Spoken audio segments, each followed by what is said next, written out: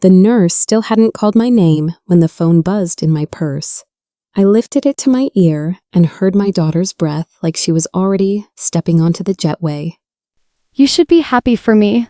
Mom, we're leaving tomorrow. I sold your house. Her words slid in clean, like a knife that knows where the ribs are. I smoothed the wrinkled magazine on my lap and said softly, But you forgot one thing. A beat. Then Lauren's voice flared hot. What does that even mean? I watched the fluorescent lights tremble in their fixtures and answered, steady as a hand on a railing. It means I taught you how to run, sweetheart, but I never taught you how to check the ground beneath your feet. Before my daughter could say another word, I ended the call, and in that moment, somewhere inside me, a door I'd kept locked for years eased open.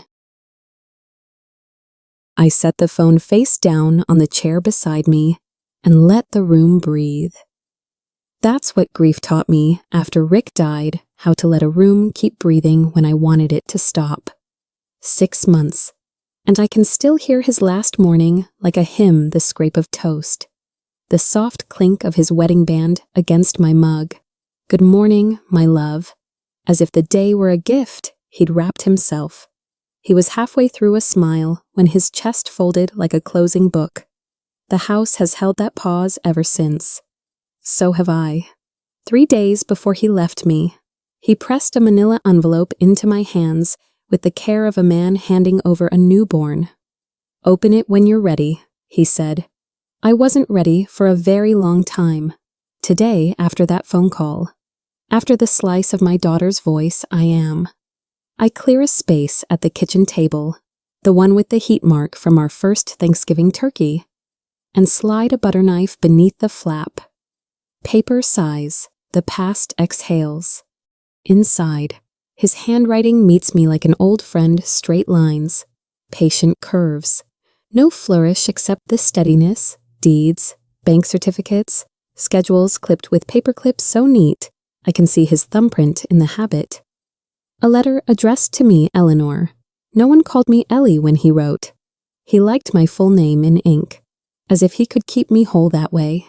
He writes about years I thought were ordinary, the overtime routes on the city lines, the small checks tucked into mutual funds, the modest duplex bought when interest dipped and sold when it rose, the little coastal motel we fixed one winter because the pipes burst and the owner was tired. He names companies I've only seen on billboards and notes the shares he kept. Never bragging, never gambling. There's a line about the apartment tower on Seaview, the one where Lauren lives, that makes me set the letter down and count my breaths. Consolidated under North Shore Holdings, LLC, sole owner me. The way my name sits beside those words feels larger than my skin. Why didn't you tell me? I ask the quiet house. And the letter answers without sound, to protect you. And to protect how she loved us, not for what we have. I read it again, then again, until the ink thins in my mind and his reason stands up on its own.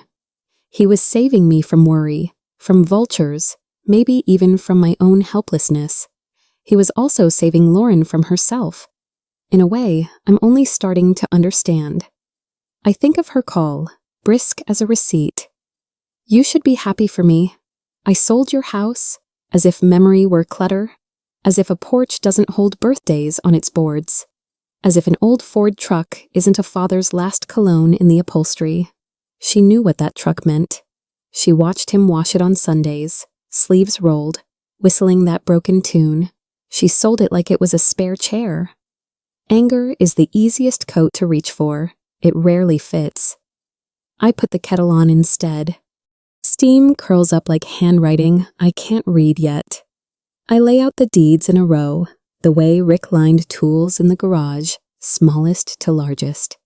Handles all facing right. I study, I total, I underline. The bitterness that came with the call begins to separate. Like cream settling in a bottle, what's left is clearer. I am not empty. I am not cornered. I am a woman with a table full of keys, I need discreet help. I tell Mr. Peterson when I find his number in my the address book, still listed under R for Rick's lawyer. He remembers me by my voice, offers condolences I realize I never properly received, and listens while I outline what I have and what I want. Not a scandal, not a scene, just rightness. He asks for document numbers, filing dates, corporate minutes. I read them out, and with each confirmation his tone firms. You're the rightful owner, Mrs. Brooks. The beach house sale can be reversed. The buyers can be made whole. We can unwind this cleanly. I hear the pause before he asks the question. Lawyers ask when hearts are involved. Do you want to pursue action against your daughter? I look at the steam fading from my tea. No lawsuits, not yet. Silence is better. For now.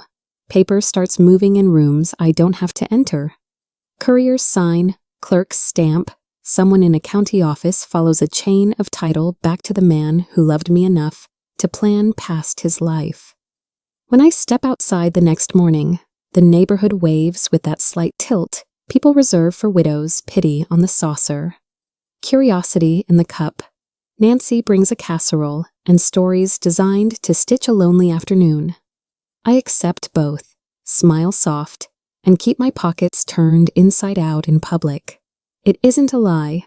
It's a version of the truth, safest for everyone. Inside. I measure days by progress. The beach house comes home quietly, like a child returning from a sulk. The truck finds its way back after a conversation that costs me less than pride would have. North Shore Holdings shifts from a file folder to a hand I can close. At night, I sleep for the first time in months and dream of Rick in his chair. Paper open, eyes amused. It's time you stood up for yourself, he says, not unkindly. I wake knowing exactly which dress to wear. It's the wine-colored one he liked because it makes you look like you know something. I smooth it over hips that have carried groceries and secrets, tie my hair back, and meet myself in the mirror. A woman I used to be before fear learned my home address, steady, precise, merciful, not a saint. Saints don't make phone calls like the one I'm about to make, but a mother who understands the difference between punishment and consequence. On the bus downtown, the city drifts past in panes of glass. Seagulls tip at the air over the harbor. A crane lifts steel into a sky that doesn't mind the weight. I pass the building where Lauren laughs with her friends on the balcony, where she posts sunsets as if she paid for the colors. I could call her now. I could say, "Sweetheart, the ground you're running on belongs to me. I don't." The ground will speak for itself soon enough. Mr. Peterson's office smells like leather and good intentions. He has a folder already open, flags peeking out in patient colors. We review what can be undone, what must be rebuilt, where signatures went astray, and who guided them there. He says we can fix most of it with patience and proper filings. I ask for one more thing when we act. We do it without my name attached, if a lesson's coming.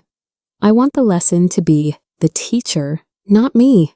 He nods, the way professionals nod when they recognize a plan that comes from the bone. On the way home. I get off the bus at a stop early and walk the long block along the ocean. The tide is halfway in, small shouldered waves working at the sand like seamstresses. Grief, I've learned, is loud at first, later it whispers. Like water under a pier, I listen. I let the air salt my throat. The beach house sits where it always has.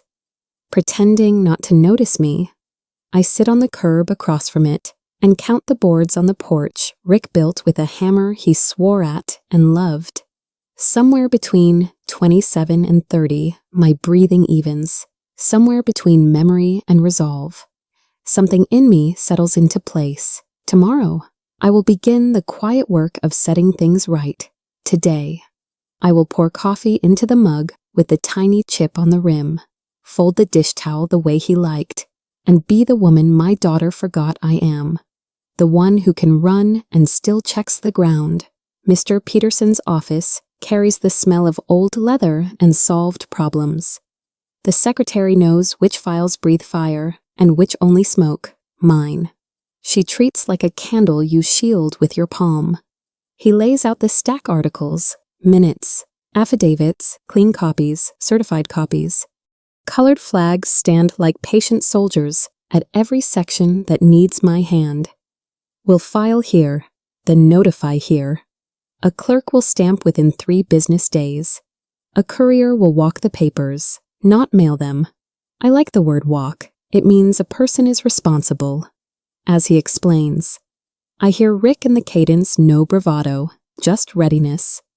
We review title chains, confirm beneficiary designations that were never changed, and identify the hinge on which the beach house turns. My signature lands where his handwriting tells it to. The pen feels heavier than it should. Or maybe I am lighter. When the door closes behind the courier, the hum of the building shifts. Somewhere below us, a printer begins to sing. So does my plan. The notice of rescission arrives with no drama, just a clerk's square stamp that looks indifferent and merciful at once. Mr. Peterson insists the buyers be refunded in full, and I agree before he finishes the sentence. No one should keep a bruise from someone else's lesson. By Friday, the county records reflect the correction. The paper says what the shoreline always knew. I drive out early, taking the long way past the bait shop Rick favored, where coffee tasted like tide and gossip. The porch boards remember me.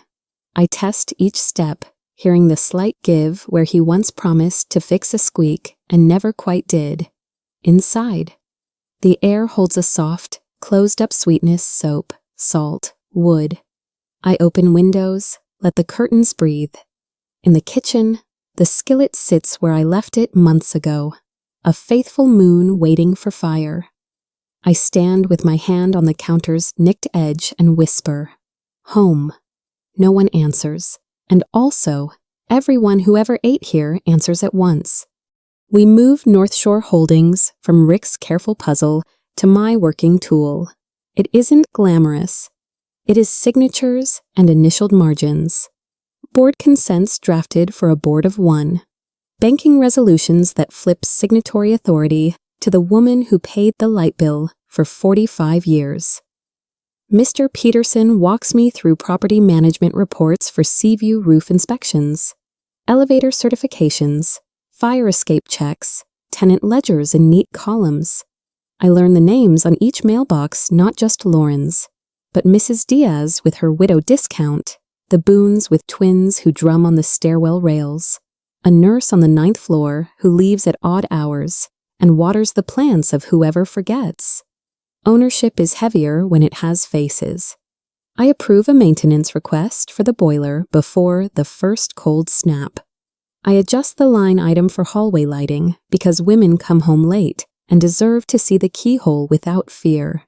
When I finish, the building feels less like an asset and more like a promise I intend to keep. The man who bought the Ford meets me in his driveway. Palms open. "Ma'am, I didn't know," he says, and I believe him. Love leaves a scent on metal. You either smell it or you don't. We talk about carburetors and years when trucks had personalities, not just warranties. I offer him more than he paid. He shakes his head and asks for less than fair. We settle it honest. The keys touch my hand with that small, bright sound, 2 notes, and a memory. I slide into the seat and feel the old fabric give in the places Rick's weight taught it to. The mirror still tilts to catch the crown of my hair. I turn the ignition and let the engine clear its throat. On the way home, I take the slow streets, past our church and the park where Lauren learned to ride in crooked circles. At a red light, I rest my palm on the wheel's smoothed spot, the one shaped by all his Sunday turns. It feels like a blessing. Nancy arrives with chicken and rice in a Pyrex older than both our marriages. She talks while I listen, her concern tucked into sentences about sales at the pharmacy and whether the new mailman has kind eyes. I say thank you and lie, just enough, I'm managing. I have what I need. I'll call if I don't. Across the fence, Mr. Howard mentions hearing something downtown about title defects. The corner grocer says a couple asked if my house would be listed. Rumor is wind, it finds cracks. I fold foil lids with neat creases and keep my face arranged in the expression widows learn from each other, grateful, composed, uninformative, inside. I line the keys on the entry table beach house, storage, sea view, Ford. I count them like beads on a rosary I don't own. Each click is a prayer I can name provision, safety, timing, mercy. I place the casserole on the counter with its instructions taped to the lid, set the oven to preheat, and decide I will eat when I am hungry, not when I am told. On the bus, the city passes in panes, a laundromat with shirts like flags, a bakery that understands mourning, teenagers bending sunlight with their laughter. I sit with my purse clasped in both hands like a secret I'm not ready to share. The driver nods at me in the mirror. I nod back, nameless to each other and still part of the same route. I catch a glimpse of Seaview's brick flank as we turn a quick flash of windows that hold other people's dinners. Arguments, homework, naps. I rehearse forgiveness the way Rick rehearsed any fix, lay the tools out. Know what each does, take your time. Forgiveness, for me, is not opening the door so wrongdoing can re-enter. It is sweeping the porch so I can sit without dirt sticking. I try on a smile that doesn't gloat, a softness that isn't weakness, and a backbone that belongs to me. The bus shudders over a seam in the road. I steady my coffee and think I can hold more than one thing at once. Trouble outruns postcards. I hear pieces of Eric's life unravel from 3 different mouths in one morning, a bank teller who knows the smell of panic withdrawals, a barber who hears confessions under clippers, and Mrs. Lane who volunteers at legal aid on Thursdays. Loans, they each say, and then lower their voices. Collateral that doesn't belong to him. Paperwork too neat to be honest. Names signed in a hand that mimics and misses. I don't go hunting the facts, I let them find me. They will, because lies prefer light only when they're performing. I take the Ford to the beach lot and sit with the engine off, the tick-tick-tick of cooling metal counting backward from something I don't owe. Europe was a story even while they were packing adventure like a filter over flight. Now the filter peels at the edges, and the picture underneath is debt, cowardice, hunger for shortcuts. I sip water, roll the bottle cap between my fingers, and think the ground is showing its true grade.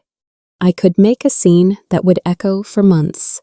A clean slap of summons and a line of process servers who spell her married name wrong on purpose. It is tempting the way sugar is when you haven't eaten fast. Satisfying, sickening later. I don't want Lauren humiliated. I want her educated. There's a difference. A courtroom would teach her how to posture. Consequences teach you how to sit with yourself. So I choose quiet timing. Reclaim what can be reclaimed. Put structures upright. Let the calendar bring certain envelopes to certain doors. When she feels the floor tilt, I want it to be the floor, not me pushing. Justice, Rick used to say, doesn't have to shout. I write that line on an index card and tape it inside the cupboard where I keep spices. Every time I reach for cumin, I will remember who I'm trying to be. Every time I taste something bitter, I'll decide whether it needs sugar or salt or if it needs to be thrown out altogether. I return to the beach house the way some people return to cemeteries, not to speak to the dead, but to let memory correct the day's noise. The porch steps are still a little proud of themselves. Rick said he overbuilt them so they'd laugh at storms. I sit on the top step and let my knees remember peanut butter picnics and sand stuck to sunscreen. Lauren once believed the ocean listened only to her. She would run to the edge and command the next wave like a queen bossing a parade. I hear her small voice in the back of the wind. Grief has softened its vowels. It no longer screams. It points. It says you can keep this, or you can squander it. I walk the perimeter with slow feet, palms grazing rail, eye counting window panes. By the time I circle back to the steps, the light has changed, and so have I. I lock the door with a key that used to feel like luxury. Now it feels like stewardship. It reaches me through a friend of a friend who would rather not be the messenger, Lauren told people. I was too ill to manage my affairs. Too ill. The word lands like a moth soft, and somehow offensive. I'm not offended at the lie itself. Lies are tools for the frightened.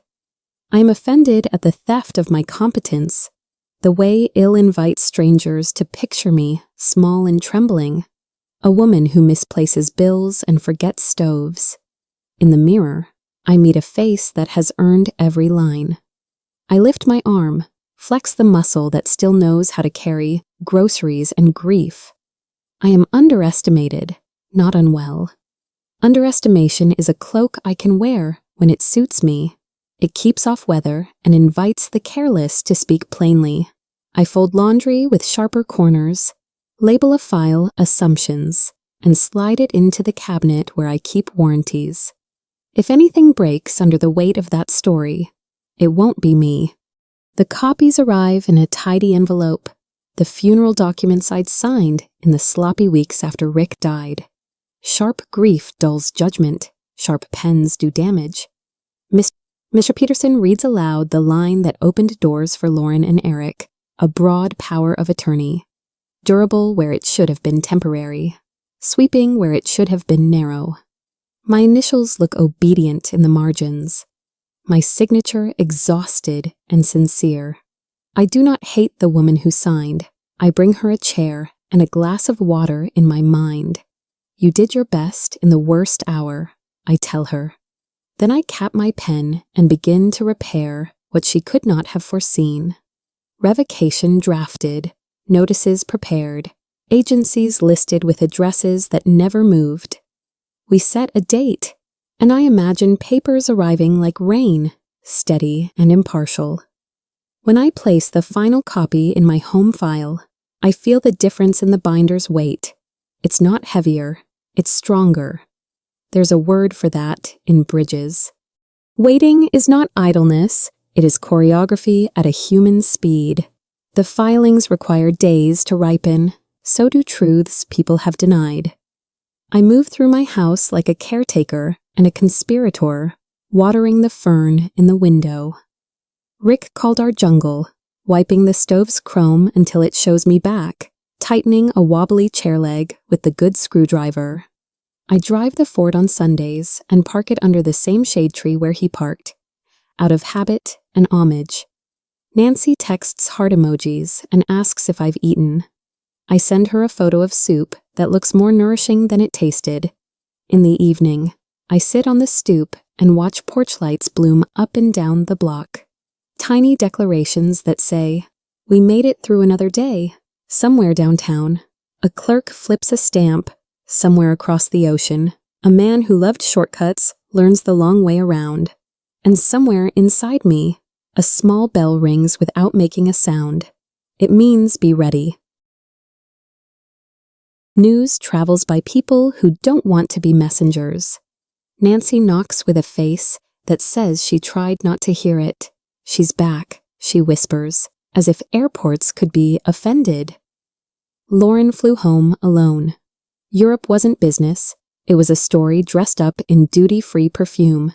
Eric prefers Paris, its alleys, its easy myth of reinvention, and a woman young enough to mistake recklessness for romance.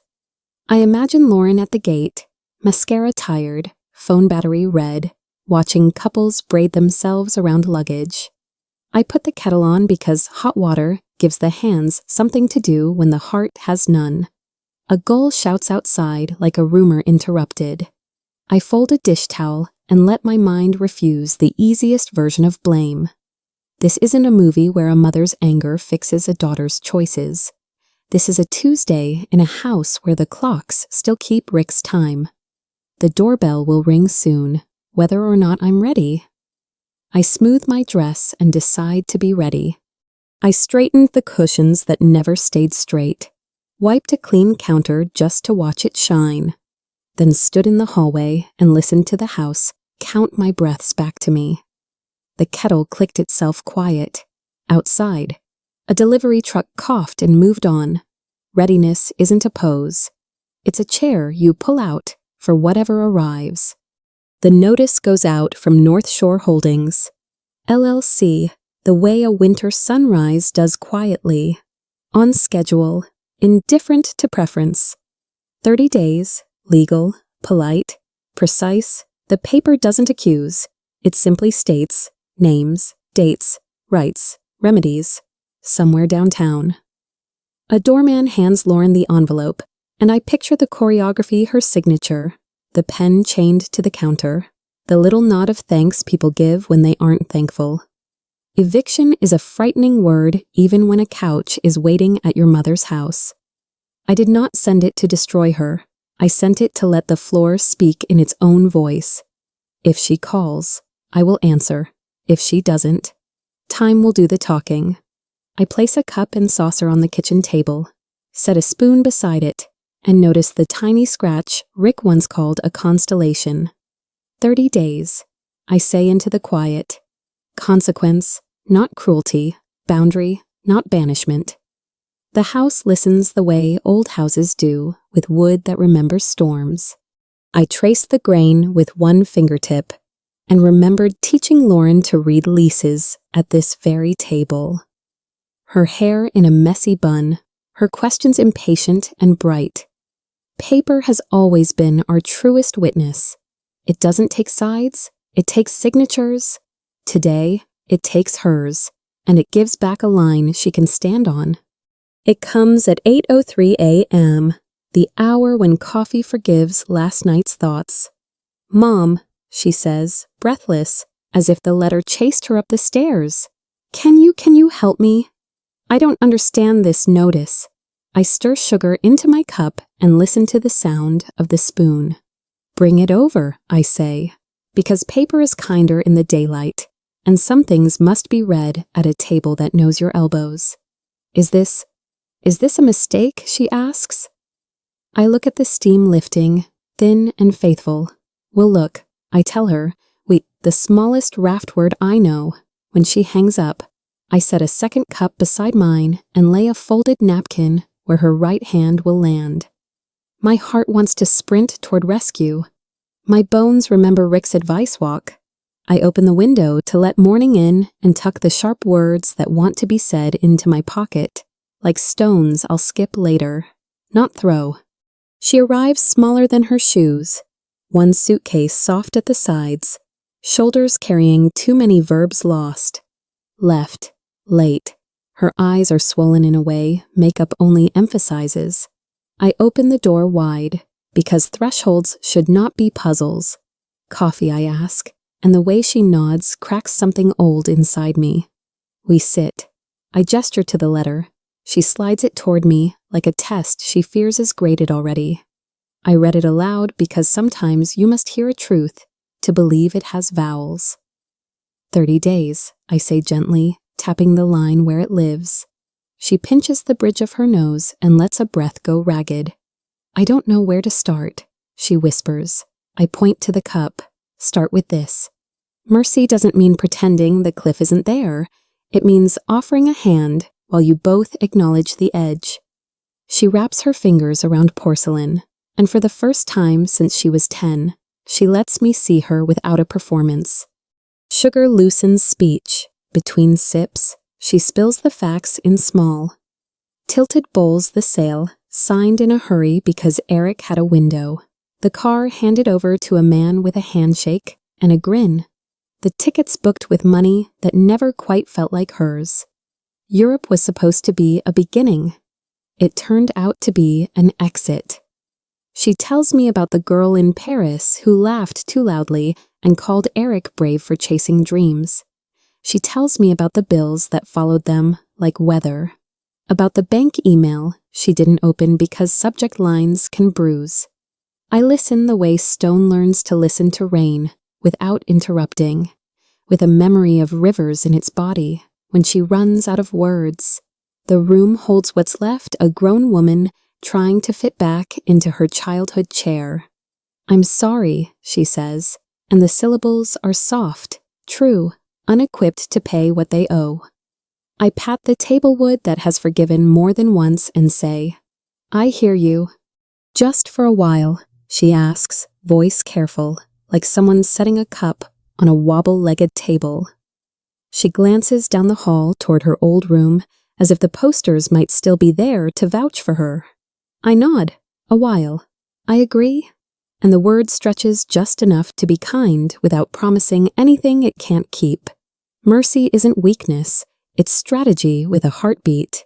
We carry her suitcase together. It's lighter than it looks. The way shame often is until you lift it. In the room, dust motes busy themselves with sunlight. The bedspread is new, but the window still frames the same maple. "Sheets are clean," I say, which is our family's way of saying you are safe. She stands a moment.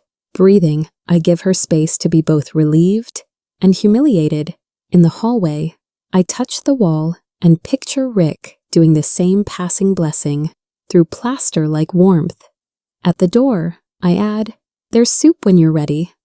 Dignity starts with a bowl and a closed mouth. She appears at the kitchen doorway with a look I recognize, from childhood fear threaded with a little hope. "This was in Eric's backpack," she says, holding a smaller manila envelope. My name on it in Rick's hand. My heart missteps, then behaves. "May I ask?"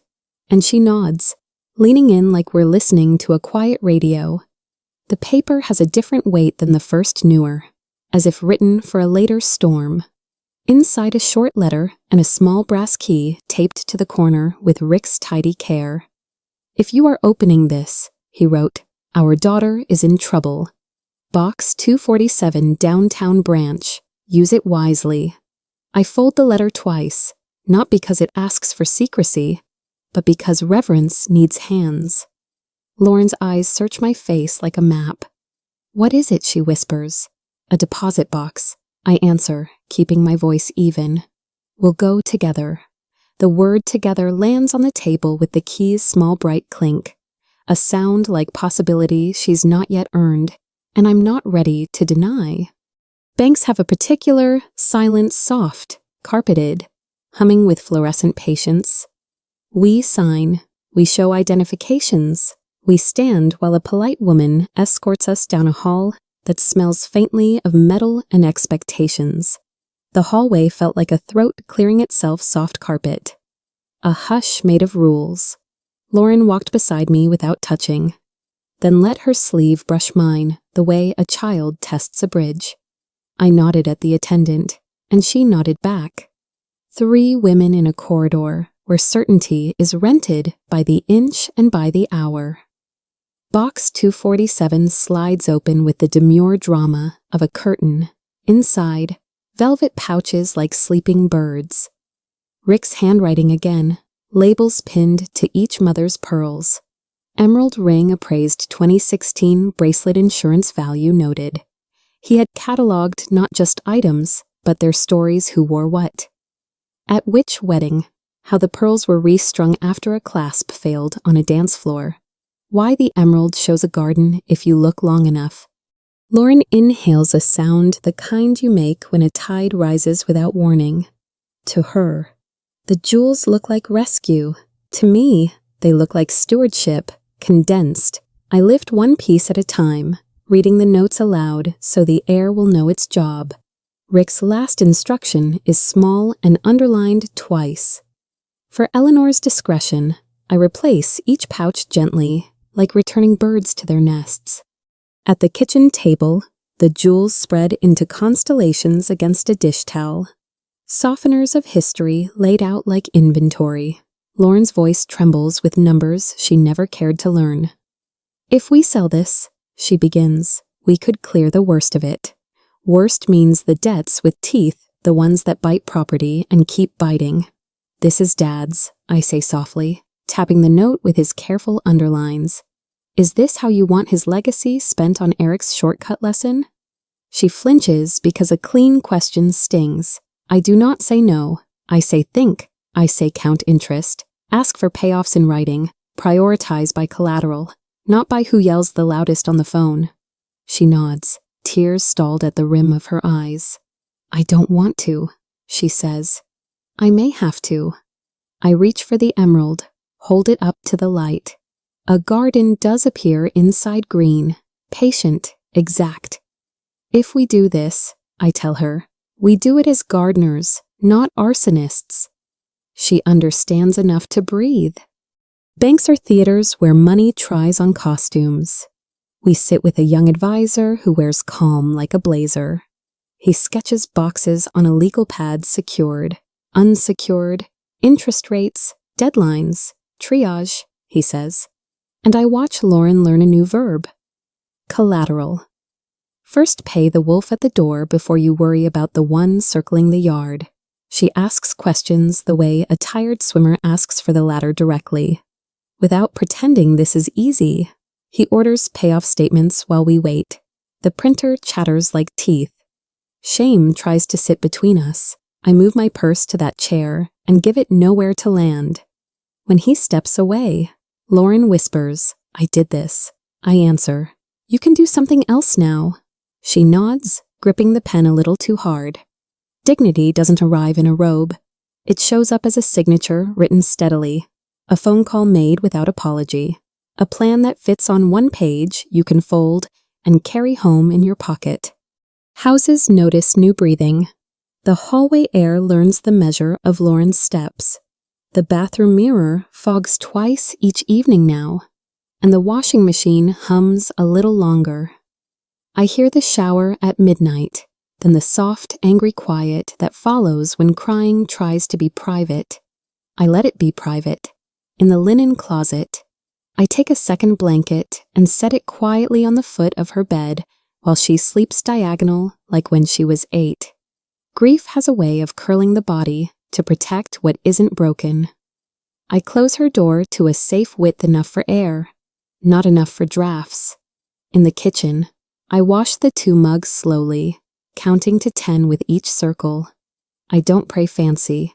I pray with soap and water and the memory of Rick's hand over mine teaching me to steady. When the house settles, it sounds like agreement. I turn off the last light and let darkness be useful for once. Morning comes the way forgiveness sometimes does gray first, then deciding to be warm.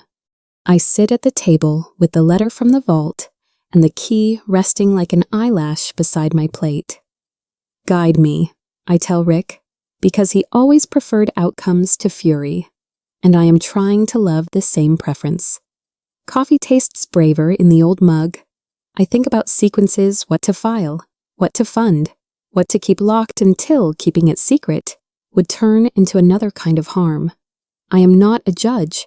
I am a mother with a ledger and a memory. The porch creaks as the mailman steps up. I do not flinch. There will be envelopes with windows. There will be names that make my jaw set. I lay my palm flat on the table and feel the grain travel under my skin like a river. Help me choose the long fixes. I say into the wood. The house answers with a small thermal tick. I take that as assent. Mr. Shazer Peterson calls with the voice lawyers use when something that looked tangled finally shows its seam. We have it, he says. Copies of applications with Lauren's name in a careful hand that is almost hers and not hers at all. Timestamps that contradict alibis. Emails where Eric asks for expedited processing with a confidence he did not earn. The notary's log doesn't match. The IP address does. A path opens the way a door does when you realize it was always a pull, not a push. I close my eyes and picture Rick's steady finger on a map. Proceed. I tell Mr. Peterson, quietly, no press, no thunder, file the right motions. Contact the right departments, tie the right knots. He outlines steps in calm phrases that sound like stitches. When we hang up, I place the phone face down and breathe into my hands. Justice is not lightning. It is a current running under the floorboards. You don't see it. You feel it when the lamps begin to glow. I set a rule for myself, no promises I can't keep, and no timelines I don't control. Lauren deserves certainty, not comfort dressed as truth. When she asks, "Is there any way out of this?" I say, "There are processes moving that may help you," and I leave it there. Hope is a fine blanket. False hope is a wet one.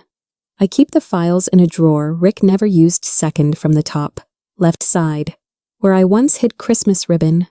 I label folders with nouns, not wishes fraud, revocation, restitution, on the fridge.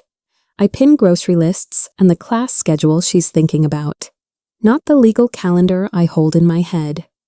Each night I call Mr. Peterson from the porch, keeping my voice low so the moths won't think I'm talking to them. He reports the slow click of progress. I say thank you and hang up, before gratitude turns into relief I haven't earned. Then I sit, listen to crickets, and practice saying nothing well. We choose a reputable jeweler who knows the difference between urgency and ignorance. The counterlight is cruel and honest. It shows scratches, memory forgave. Lauren keeps my engagement ring, the circle Rick chose, with hands that never shook, and her grandmother's small gold necklace that always found the right collarbone. The rest becomes numbers on a receipt, and cash counted in quiet stacks. I watch her sign, not to supervise, but to witness the first time she trades beauty for breath on purpose. Outside, we sit in the car and let the air condition the moment. "It feels like stealing from Dad," she says. "It feels like using what he left exactly for storms." I answer, "We deposit most, keep a little for the wolves that don't take checks." On the way home, the city looks unadorned and dear as if someone dusted it. In the driveway, she presses the necklace into my palm. "Hold this while I'm weak," she says. I loop it twice around my fingers and promise with my skin. Employers don't love uncertainty, and Lauren currently wears it like perfume. Applications return as silence, then polite regrets. Then we'll keep your resume on file in emails written by templates at a small facilities company. The night supervisor looks at her straight. "We need someone who shows up," he says. "Can you do that?" She nods. Truthfully, the shift runs 8 p.m. to 2 a.m. office suites and hallways, bathrooms that tell stories about the day. She buys sturdy shoes and a stack of plain t-shirts. I hem 2 pairs of pants because a ritual helps a change stick. On her first night, she stands in the doorway with nerves gathered like a handful of pins. "You don't have to be perfect," I tell her, "just present." She kisses my cheek in a way that feels like a vote. The door closes behind her with a sound I choose to hear as beginning, not ending. I make a pot of coffee and sit with the clock without trying to hurry it. Second night, Lauren comes home with a story as clean as bleach. "There's a woman there Mrs. Johnson been cleaning for 20 years, she says, unlacing shoes slow. She told me, 2 kinds of people do this job, the ones life pushed here, and the ones who wasted chances. Which are you?" Lauren swallowed and answered the only way that wouldn't stain. "The second kind." Mrs. Johnson laughed. "Not unkind. Good. Knowing saves time." Then she taught Lauren how to fold a liner so it doesn't show, how to sweep toward yourself so you don't chase crumbs forever, how to leave a restroom smelling like nothing at all, which is the most polite smell. She moves like she's praying, Lauren says, and I picture a woman baptizing floors with competence. I tell my daughter that maps often arrive as people. She nods, eyes glossy from neon and effort. "She said I'll be fine if I learn to keep lists," Lauren adds. I hand her a small notebook and a pen that writes the first time. Habits begin to grow where panic used to live. Lauren learns the cart like a cockpit bottles labeled. Rags sorted by task, a spare pair of gloves tucked where gratitude can find them. She times her breaks to the building's pulse. She remembers the names of guards and baristas and receptionists who say thank you like it's a rare coin. Her hands ache, then harden, her back complains, then complies. Pride, the bad kind, loosens, the good kind begins quiet, useful, private, at home. I hear the soft ritual of her debrief keys in the dish, shoes lined straight, shower steam lifting the night off. She sits with me for 10 minutes at the table, eats something simple, and reports 1 lesson per shift. Tonight, if you do the corners first, the middle understands. I laugh because floors and people share a language. She sleeps like work taught her how. I sleep because the house has a job again, holding a woman learning to hold herself. We stretch groceries the way mothers and widows always have roasted chicken into soup, soup into sauce, sauce into something that tastes like a favorite, even if it isn't. On payday, Lauren peels crumpled bills from her pocket and places them by the sugar bowl. For utilities, she says, chin lifted like a small flag. I want to slide them back. Love is a generous reflex, but I keep my palms still. Thank you, I say, and mean it. This is her first brick of respect, weighty and exactly shaped. We write a simple budget on a notepad rent for later. When she moves, gas, groceries, minimums for debts we are letting breathe while bigger wolves are fed. I show her how to label cash in envelopes because names on paper are fences money respects. She teases me for my neatness. I tell her neat saves futures. We celebrate with oranges, sun, an appeal and a joke. Rick would have rolled his eyes at before laughing anyway. After late shifts, when adrenaline hasn't decided where to sleep, we sit on the porch under a moon that doesn't care who is rich. Streetlights puddle the road in sections. Moths hold their small conventions around the bulbs. We talk like people who are careful with matches, slow, deliberate, generous with pauses. She tells me which offices leave the worst coffee rings, which security guard keeps chocolates, which window dresses the city best at midnight. I tell her which neighbors are fighting, loving, grieving by what their lights do. Sometimes we say nothing at all and let the night carry our words to a place where they can rest. Therapy is good, moonlight is cheaper and sometimes better. When the air chills, I hand her Rick's old sweater. It swallows her like a memory and fits her like a future. Before we go in, she says, "Thank you for not saying, 'I told you so.'" I answer, "I'm too busy saying, 'I'm here.'" We sit with a legal pad, a calculator, and courage, and we triage like a small, determined clinic. Pay the debts with collateral. First the ones that could take a roof or a car. Call banks during daytime hours when people have the energy to be decent. Ask for payoff statements in writing. Keep a log with dates, names, direct lines. Put your own full name in the first sentence of every call, so you sound like someone who expects to be documented correctly. Lauren endures hold music, written to thin a person's patience, then speaks clearly when a human answers no apologies. No anger, just facts. Some agents are kind, some are scripts with voices. She survives both. When a collector tries shame, she says, "I'm addressing secured debts first, and let silence do more work than explanation." We check boxes, circle deadlines, and build a little wall of completed tasks at the bottom of the page. Progress looks like handwriting settling into itself. Mr. Peterson's update arrives like weather you knew to expect and still dislike. Eric is in Paris, tangled in a fake marriage that isn't as clever as he imagined.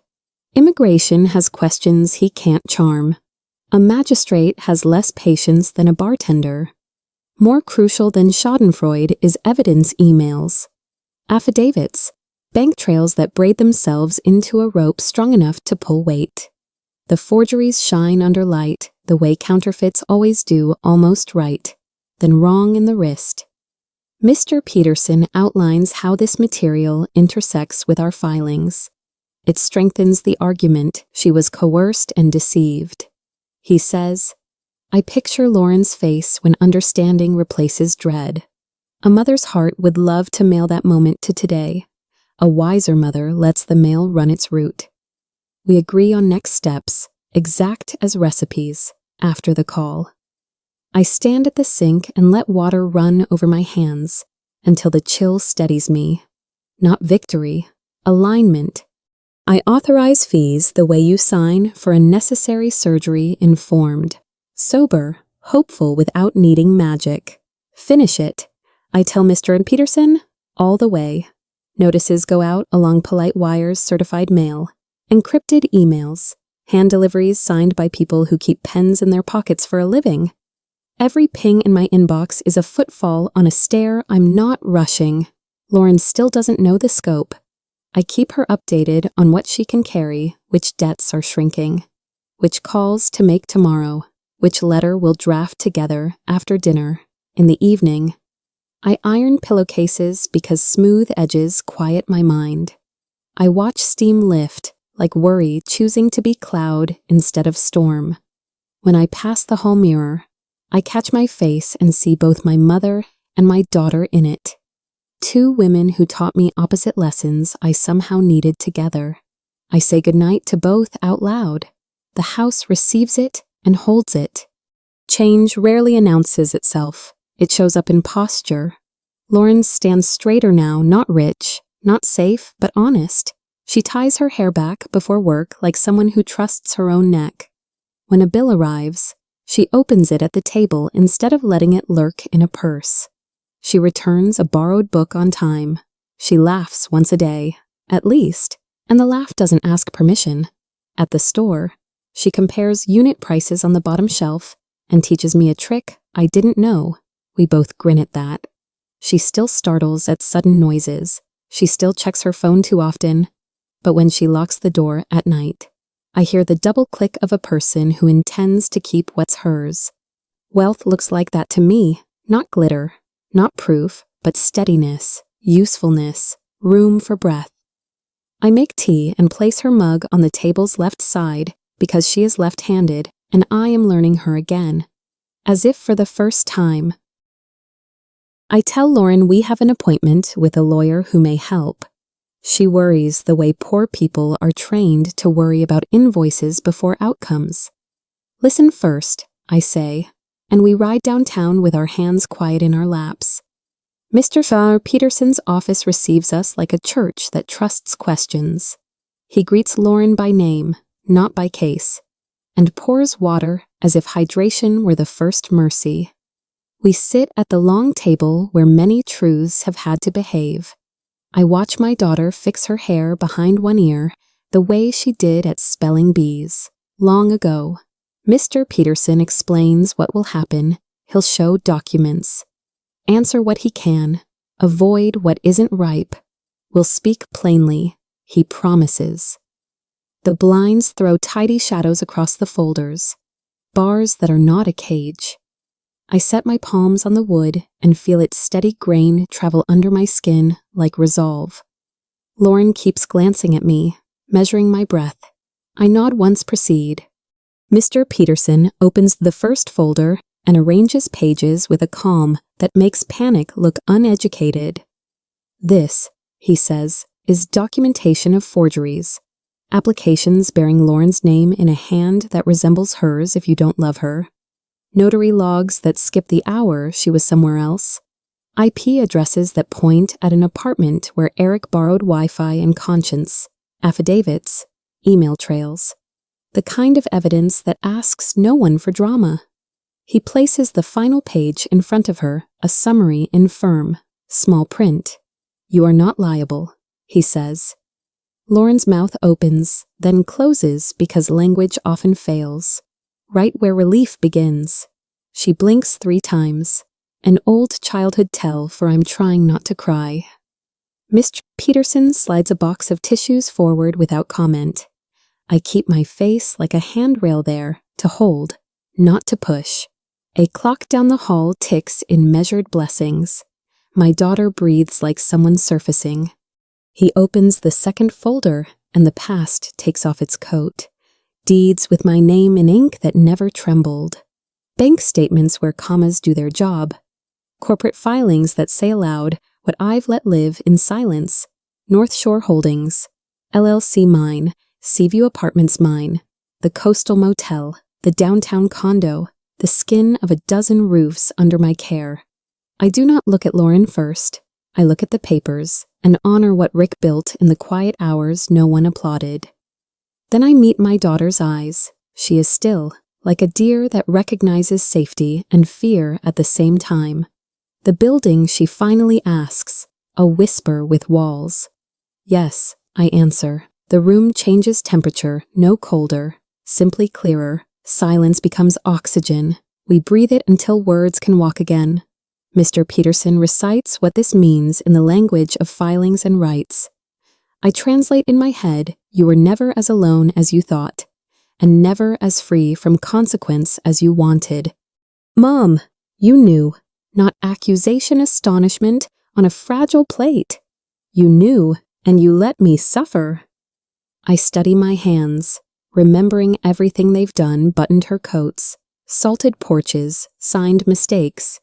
You needed to learn what only life teaches, I say, each word chosen without apology. If I had caught you mid-fall, you would have thought the ground was optional. She flinches not from cruelty, but from accuracy. I tell her I kept lawyers moving, and my mouth still because promises can bruise when they're late. I tell her I chose consequences over spectacle, dignity over speed. She searches my face for anger and finds something slower, a mother who has made peace with being misread in exchange for a truer mercy. Her shoulders drop the height of one lesson. I was cruel to you, she says, and I was careful with you. I answer. The room holds us both without taking sides. I didn't save you with money, I say, not unkind. I saved you with time, the time to meet your own strength, to find your feet on ground that isn't moving. Mr. Peterson looks at the ceiling, the way professionals do when private words pass through public rooms. Now, I add, I'll backstop the rest. Backstop is a baseball word Rick used for nets that keep balls from breaking windows. It fits here. I explain the filings already in motion, the debts that will be dismissed, the letters that will arrive with apologies hiding inside their legal language. Lauren stares at me as if I've grown an extra past. Why didn't you tell me, she asks? Because certainty is kinder than hope that changes its mind.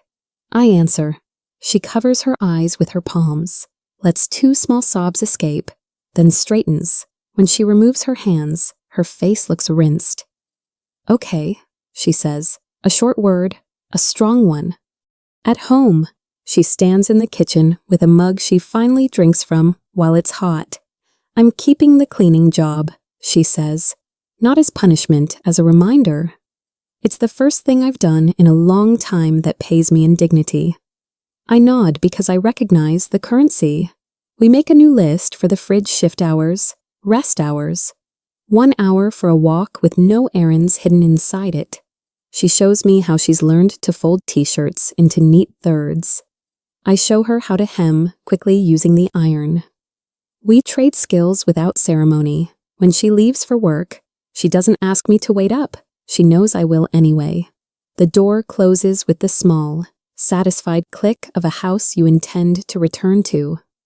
I rinse the mugs and think about how wealth feels when it is behaving like choices, like time, like a path you can walk without looking at your feet. 2 days later, she places a course catalog on the table. Edges aligned with the placemat, the way Rick liked order to announce itself. Social work, she says, tapping the page. I want to help women who are where I was financially abandoned, emotionally fogged. We sketch numbers in the margins, tuition, books, a bus pass, the cost of courage. I tell her there's a fund we can seed for women in sudden storms. She suggests screening questions that respect privacy and insist on safety plans. We choose a modest name that sounds like an open door, not a headline. I call Mr. Peterson for the simplest nonprofit structure. He answers with steps I can do before lunch. Lauren drafts a mission statement that doesn't perform pity. Dignity first, she writes. I underline it once. We file what needs filing, print what needs printing, and place the first empty folder in the drawer that used to hold takeout menus. It feels like moving furniture to make room for guests we haven't met yet. We drive to the beach house with the Ford's windows cracked so the air can practice being spring. Lauren walks the porch like she's learning a family's vocabulary. Fingertips grazing the rail, Rick sanded until it knew our hands. Let's turn this into a temporary shelter, she says, and the sentence lands as if it always lived here, waiting for us. I picture bunk beds in the second bedroom, a locked cabinet for medications, a shelf of paperbacks that don't lecture, a hook by the door for keys that symbolize survival. Yes, I answer, doors open. We make a list that begins with smoke detectors and ends with a nightlight in the hall because fear hates corners. In the kitchen, I write welcome basket on the pad and add tea, socks, a phone charger. We stand at the window where the ocean makes its old promises. And I think how mercy likes a roof. When we leave, I lock up with a gentleness that means see you tomorrow, not goodbye. A letter arrives addressed in a cramped hand I don't recognize. Until I do. Postmarked France, Eric writes from custody. Words swollen with regret. Excuses braided to apologies like thread that breaks if you tug. He asks for understanding the way a man asks for water, after wasting his map. Lauren reads to the end, lips in a thin line that is not unkind. I don't hate him, she says. I just don't know him anymore. She folds the letter once, then again, places it in a plain envelope without a stamp, and tucks it into a drawer that isn't important. No reply. She decides. Some stories end in silence, so others can begin in full voice. We go for a walk and talk about the least dramatic things we can think of: tomatoes, pillow firmness, whether the library changed its hours. The ordinary agrees to sit with us and does a beautiful job. We become partners in the unglamorous ways partnership proves itself, splitting the grocery list without keeping score, trading the good parking spot on days the other's feet complain, leaving notes that say, took the trash and mean I see you. She transfers her share for utilities on the first of the month, with a little memo line that reads, respect. I hand her the Seaview ledger sometimes and ask for her eye on a tenant issue. She brings me her class readings and asks what I think about dignity in practice. We argue gently and recover quickly. On Sundays, we plan the week and leave room for interruptions we choose to call grace. Wealth, it turns out, looks like 2 mugs clean and ready at dusk, a calendar with white space, a set of keys none of us takes for granted. I tell her I am proud without needing a ceremony. She tells me I am home without needing a map. The house agrees. The floorboards stop creaking at night. Justice didn't thunder. It arrived like a coat I put over my daughter's shoulders, warm, ordinary, exactly her size. I did not punish Lauren. I prepared her. Rick's legacy was never the commas on a statement. It was the map he drew in quiet ink walk. Don't perform, steady your hand, choose outcomes over fury. We followed it down to rock bottom where the air is thin and honest, up to responsibility where breath returns, and outward toward women who need an open door by the sea. At the beach house, our welcome baskets wait tea, socks, a charger for the phone that will ring with new beginnings. Seaview's hall lights burn brighter. Because women come home late and deserve to see the keyhole. The Ford idles under the old tree like a patient witness. In our kitchen, 2 mugs stand ready. Respect transfers on the first of the month. Silence does its small repairs in the floorboards at night. I taught my daughter how to run. Life taught her to check the ground. Now we walk together, carrying the keys and leaving the door open behind us.